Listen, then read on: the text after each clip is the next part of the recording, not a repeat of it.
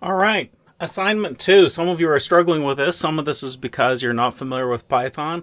So we're going to cover some how to learn Python, how to deal with a new programming language, and how to build this. So I'm going to reset my brain to the I don't really know Python mode, and we're going to go build this homework assignment. And if you're paying attention closely to this, I'm basically going to walk you through how I go about building this. This isn't the only way. There are other ways. There's lots of choices here that I'm going to make.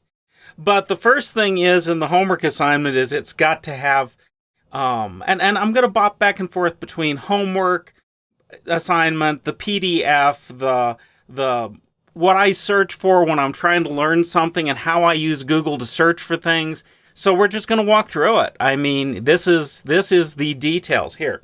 So we'll start out with, I know I've got to build a Python program. And if you are on a Mac or Linux, you can put in a set of lines at the beginning of a Python file that will allow you to run it. If you are on Windows, this won't do you much good. You'll have to type in Python in the name of the file. But on both of those, you can do a !! And the path to Python.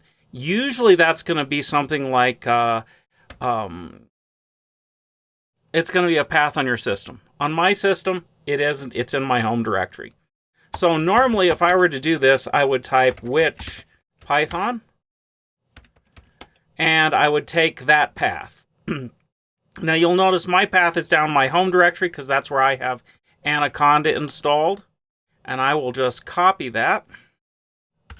And we'll go back and edit it.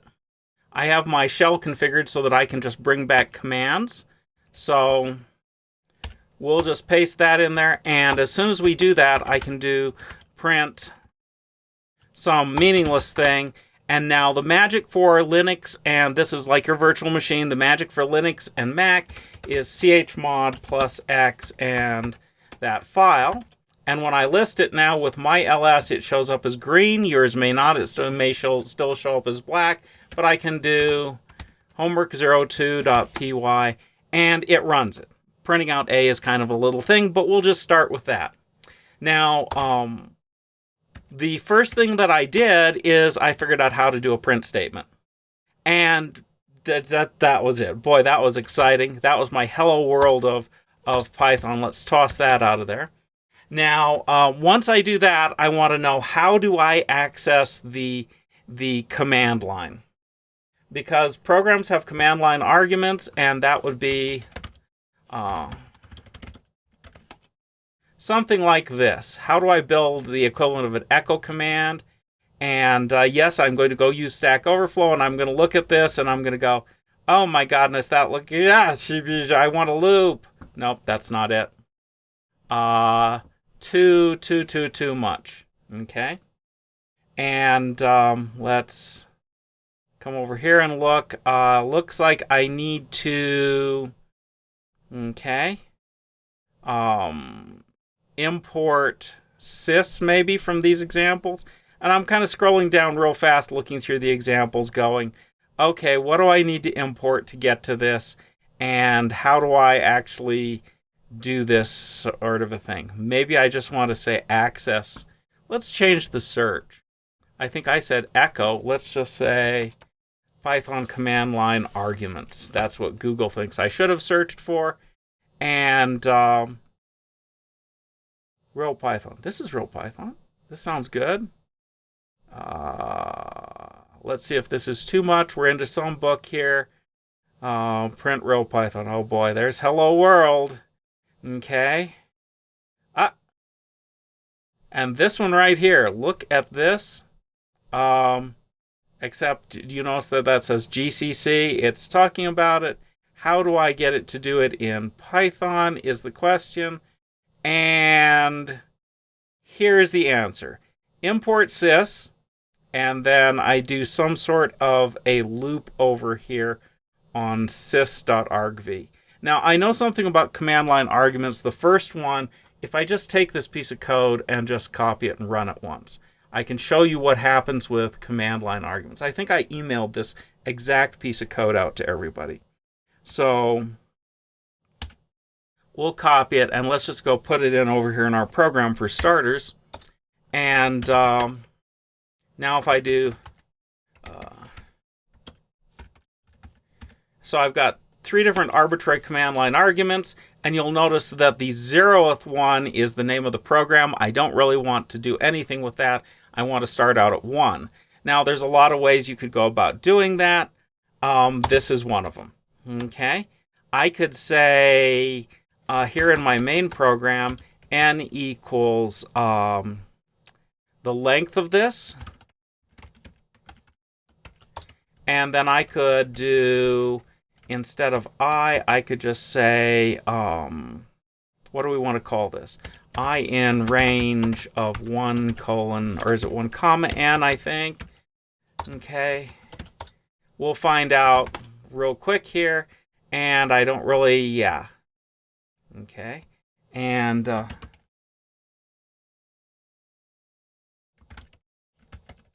spelling is interfering with me being able to read the code. I may just turn that off permanently. But I've got I and arg. Arg equals sys.argv sub I. Okay, so I've changed it from printing them all out to just looping through it from 1 to n. And that way I skip over the first one. Let's see if we get the result we're expecting for this. That's always a good question. And I just ran a test. My number of arguments is 4, but I go 1 to n. And when it prints it out, 1, 2, and 3 are what I'm looking for, which is going to end up being the file names. Now, in a Linux system, I can get all of these files. Like if I want to pick up the MD files, I can do that. I can just say star.md, and it picked up all the MD files in this directory. Now, you only want one of these 2. I don't remember which one it says in the homework. I suppose it's probably skip over the raw and do the other one, since it's the complete file. But here's how I get all of them. If I'm using Windows and the PowerShell, I'm probably going to do something like ls star.md out to some temporary file. We'll call it fm.1. And I'm going to go in here and say, I want to do these things. So Python homework2.py, and I'll put those on the command line. And then I will do rename or move fn.1 to fn.ps for a PowerShell script. You may have to change some security things to get this to work. And then you can run that script with /tn.ps and be able to run this over and over again with the correct set of files. That's Windows. We're not working on Windows, at least in this demo. So let's go back to our homework and just be happy that we can get things to run, and it has shell expansions in it. All right, homework02.py.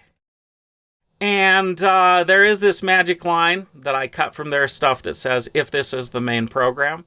You'll see that in a lot of Python code where it says, if name equals main, then you do some stuff. So I'm treating this as the main program, which is going to be fine for this. I don't think there's going to be any extra routines. I think the main program is going to be quite enough here. Now, one of those other things that I emailed out was generating UUIDs. And you want to import UUID, and then I gave you a function. Let's see if I can do it right. From memory, and it did something like UU or U equals, and I used a format here. This is how you turn strings into formatted data.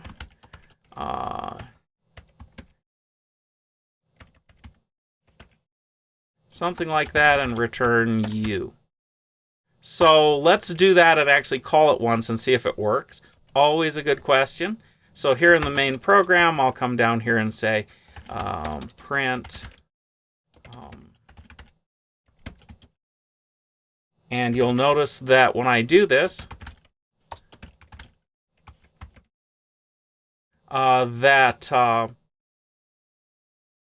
I am going to print that out, and I'm going to use the same format that I see up here in the code, and we'll just do gen UUID. So let's see if we can get that to work, and it printed out a UUID. Now these UUIDs are random, and consequently, if I do it multiple times, I get a different value each time. You'll notice that those two numbers are a little bit different, but now I know that I can generate a UUID, and I've got the package installed. And I hope you're noticing how many things that I test as I'm going through this. I don't just go off and build a piece of code. I build a few lines and I go and test something. And I'm going to leave those things in there as comments, because that is how I'm going to know that I got to a particular piece of code, how I know that that particular thing worked. And here, what we're going to do, we're going to print out something that's going to do what we're processing. So file processing. And we'll use the old style Python format and arg. Okay, so that way when I build more code here, I have that piece where I can say I started processing on this file. Now, at the same time, I need to go out and build some test files. Let's call this t1.md. And from the instructions, we know that we need something like, and a title. We'll call this p1, some body. Okay. Some better body. That person goes to the gym and exercises. And then tags, colon, I think it was tags, colon. Maybe we better just do tags. And the tags were comma separated. So let's have AA and a comma, and then BB for some tags. Okay, so we have a test file. It's really short. This is way shorter than we have coming out of the real data. But if we go poke in it, it looks something like the real data, and we can start building a test that works with this. So the first thing to do now is homework2.py, and what did I call that? Something MD. t1.md. No such directory. Homework2.py. What did I call this program?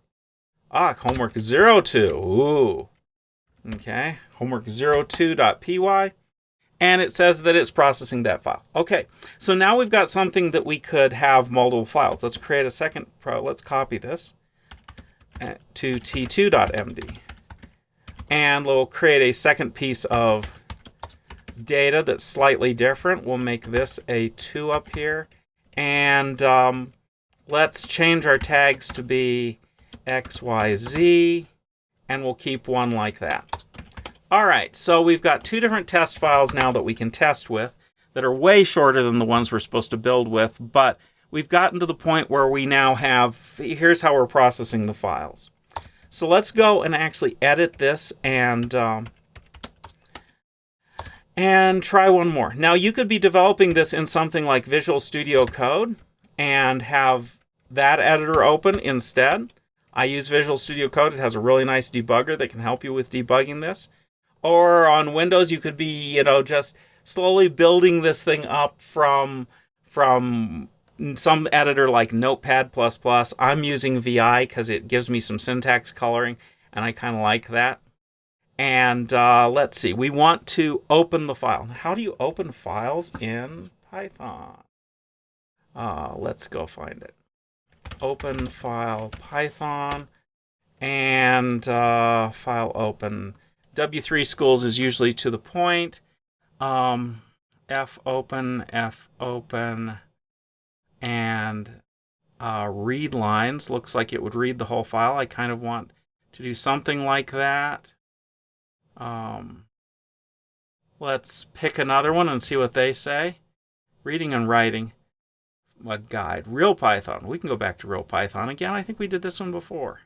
And we got an answer. What's a file? A file is something that has data in it sometimes. Folders, paths, all good information. Okay, line endings. Yes, line endings is important. I'm working on a Linux system, so I just have \n as a line ending. On Windows, you'd have \n/r, or the other way around, depending on how the person felt like it. And opening files. File open. I guess that's like reader open, reader close. Okay. If you're unfamiliar with try finally, I don't. Let's skip that, and let's just do this one. It says this is the way to do it. So with open dog breeds, I guess this is a dog person. As reader, further file processing goes here. All right, let's open the file and see what we can get. With open, and our file name is arg as f. Okay, so we're doing this with open as f, and I noticed in the other one that it had read lines. So let's read lines is probably going to return a list, would be my guess. Let's call it lines list equals f.readlines. And I bet you at this point we've actually read in the data for a file. We've opened it and we've read it. How do we print this out? For line in line list,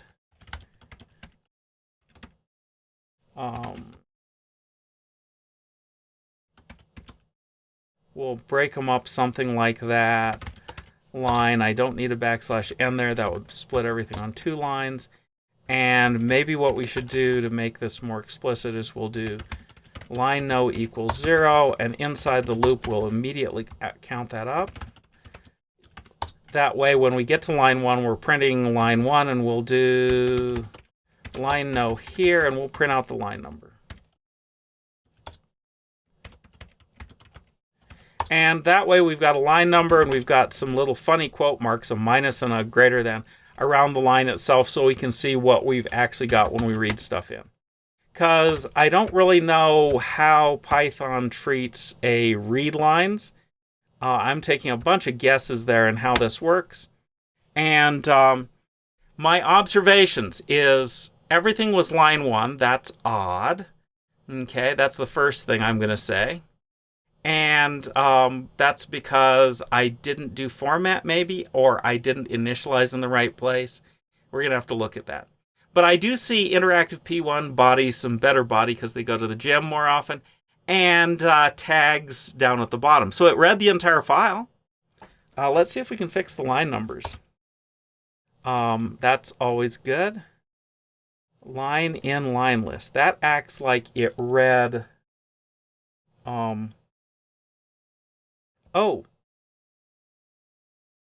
I say line number equals 1. I didn't know that would even be correct syntactically in Python. But I bet it'll work better if I do a plus. And instead of doing it that way, I want to do format. Let's do that. All right. Okay, now we've got line numbers. Let's try it with 2 files. And we have, yes, line numbers that start up and count up. Now, one of the things you got to notice is that it prints out my text here as there's the start and there's the end on the next line. So what I think we ought to do is we ought to get rid of the end of line marker on each one of these things. So that instead of having extra end of lines in the middle of stuff, we've just got text.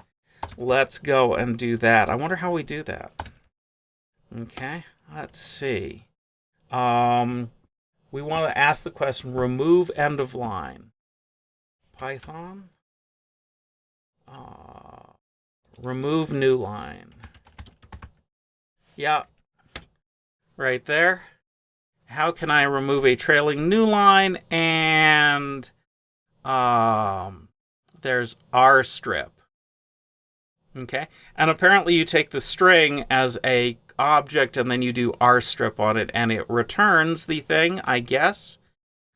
We can always go and test it. This is one of the nice things about Python. A equals. So we'll put in a new line or a couple of them. I bet you it's only going to return the last one, and a.rstrip. And that is correct. It chopped off the last new line. Okay. So let's go put this in our code. And we'll just say right about here that we want to do line equals line.rstrip. And now let's run it and see what we have for that file. And now you'll notice they're not double spaced and we're actually getting the lines. Now, at this point, we've actually pulled together a number of different pieces, and we've got some loops going on. I've copied some stuff just by implication and taken some guesswork, like for in, and that's a list. But the guesswork seems to be working out in general, so we're going to continue with more guesswork. So this is for line, and we've gotten to where we can print it out and we get line numbers. You know what? I am going to comment out that one. I may come back to that one later. But now that we have lines and we know we can work through multiple files, we want to actually take this file and separate out the pieces. The pieces are where the title is, where the tags line are, and we've got to walk through these pieces. And now in the documents, when we start out with our first thing, which is interactive. And we'll put some text in here, and some more text, and then some tags.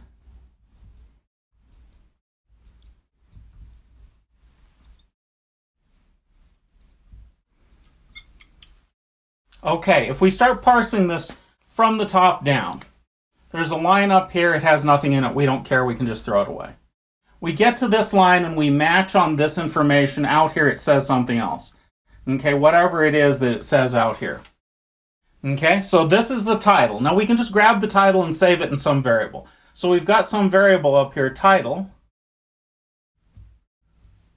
equal to, now pound, interactive, and stuff. That's the title. And now we're going to start searching down through the file one line at a time for this. But each time we get to one of these lines, okay, we're going to save that in a list. So we're going to save these lines as we're going through. So our save process is save, save, save, save, all the way down until we hit this. Now, when do we have the title and the body? Well, as soon as we have this line, we now know that we have the title and body. So at that point is when we're going to process this. Now, we don't have the information on every tag yet to be able to do this, but we've got this much information. So that's this insert statement right here. Now, the tags are a set of comma-separated values. So we want to take this piece of the string, throw that away, and then pick apart this piece with the CSV package. We pick that apart. We end up with a list of tags. Actually, what we end up with is a list of lists of tags. Okay? But those tags in that second list are the A, B, C, and the D, E, F. At that point, we can start saving the tags associated with the document and build up our dictionary so that we're ready to go and output the other insert statements. All right, we have 3 tables for assignment 2. We've got what is this table called? A02 title. And it has, I think, 3 columns in it. But the way I'm going to draw this out is I'm going to give you a quick diagram, and then we're going to erase it, and then we're going to do some sample data. So this guy has a many-to-one relationship to a join table that basically has 2 IDs in it. And whenever you get this many-to-one relationship like this, what you have is this is the many-to-one relationship, the foreign keys and the table. And you have a table of tags, A02 tags. And this guy has an ID, and it has a tag. And the ID is a primary key, and the tag is a unique key. So you can only have one tag in here for each one of these things. This guy has an ID and some other fields, a body and a title. So in between the two, you've got these IDs. Now let me give you an example. Let's say that this document, this title, is number 8. And it had tags ABC and DEF. So down here in the tags table, we've got a couple rows, okay? And those rows have got 10 and 20. And these are UUIDs. I'm just writing them short so that we can like see them. And 10 is ABC, and 20 is DEF. All right, so this guy is 8. Those are 10 and 20. That means that in between the two of them, there's going to be 2 rows, and it's going to have 8 and 8, which is this document. Basically, it points at this document, both of those rows. And then it's going to have 10 and 20 in it. So that gives you the pointer in the other direction to the tags. So that's kind of the model that we're building between these tables. And we've got, foreign key relationships. We've got other things going on too. But this is the model, and this is what we want to build insert statements for. Now, the observation that I would make about the insert statements is really this. Okay? When we're parsing the data, we can insert this stuff. Okay? That we can insert right away.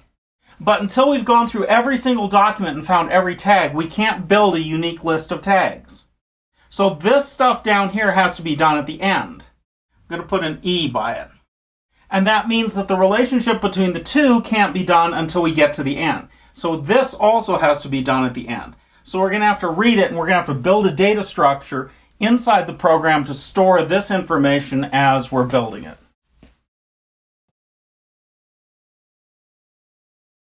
Let's do the parsing this way. Parsing is where you take a file apart and you figure out what's in it. And this is not a complicated parse. We only have to identify 2 lines, but we want to identify the piece in between the lines as the body. So let's start with a state of 0. And this may not be the most popular parsing approach, nor is it something that you'd use for a formal language like Python. But a lot of times this is plenty for what you're trying to do. So we're going to say in state 0, I want to go and I want to find that first line that has a single pound sign and it says interactive in it. So inside my loop here, as I'm going through the lines, I'm going to say if state is equal to 0 and some condition. And Python has prefix or something like that. Match string beginning. Whatever it is, string beginning. Starts with method. Okay, that means it'll be the string dot starts with. And line dot starts with. Whatever we're looking for. So pound sign interactive. Now when we found pound sign interactive, we're not done searching. The things after it are going to be the body. So we're going to want to move to a new state. State equals 1. And we're going to want to pick off the title. Title equals line. So we're going to want to start up here at the beginning with title equals empty string. So we have it set up. And now we are in state 1. Now, at this point, I'm like of the mind to go, oh, I should probably test this little piece.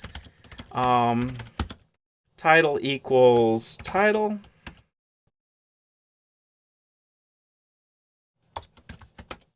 Let's give it a spin and see what we get here. I ran the editor again. There we go. And okay, we get title equals on the line we're looking for. So it found that. All right, now as soon as I've gotten title equals, I want to say, now I changed my state variable so it doesn't rerun this again. Now it'll rerun this again for the next file because I start out at 0 up here. But for this file, I've found the title. Now, the next thing I want to do is find that tags line. So after the title, the next thing down is there's the body, but that's not really marked by anything. So let's do st equals 1 and line dot starts with, I think I had 3, 4 maybe.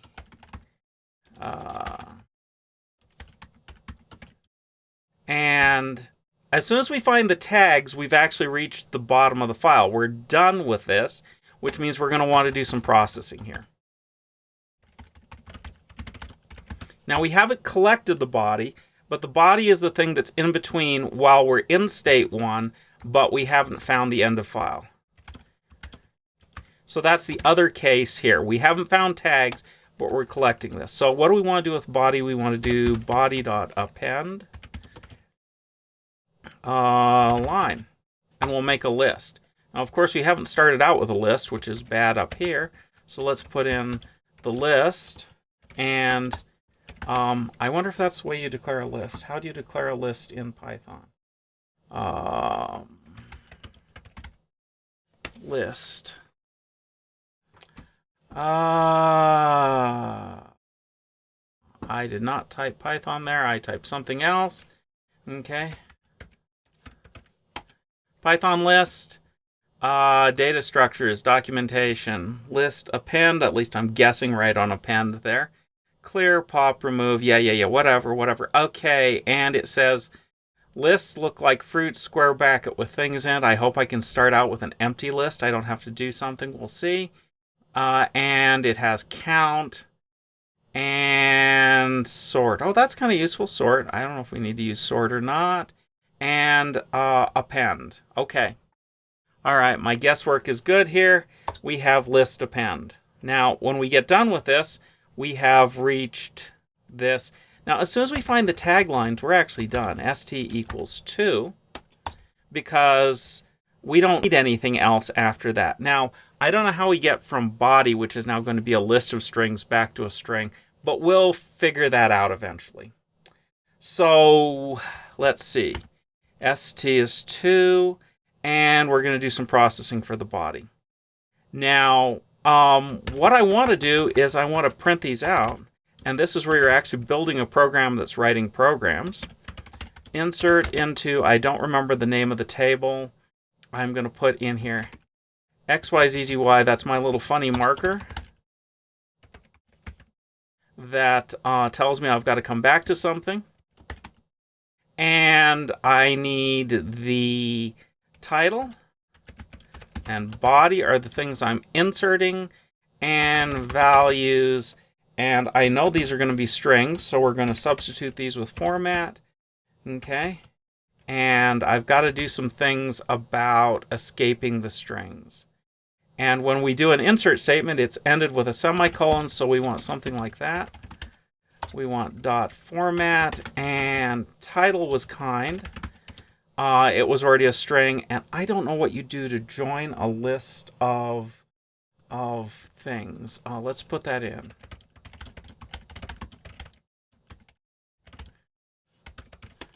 And how to concatenate items into a list in a single string.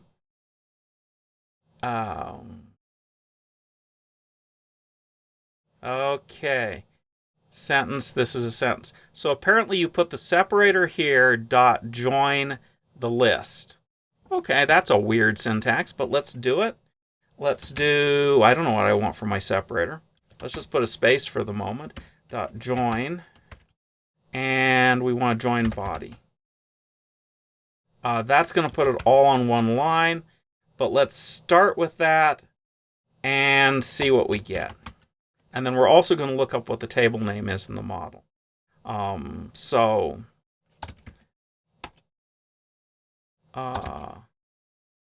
ELIF line 46. I know what I forgot. I'm not balanced parentheses. Let's try that again. And okay, we have generated one insert statement in our process.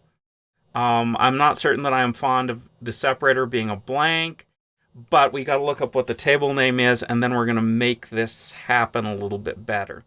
Now, this is the process that I go through with doing a whole bunch of selective refinement of stuff, and I test pretty much continuously as I go. So,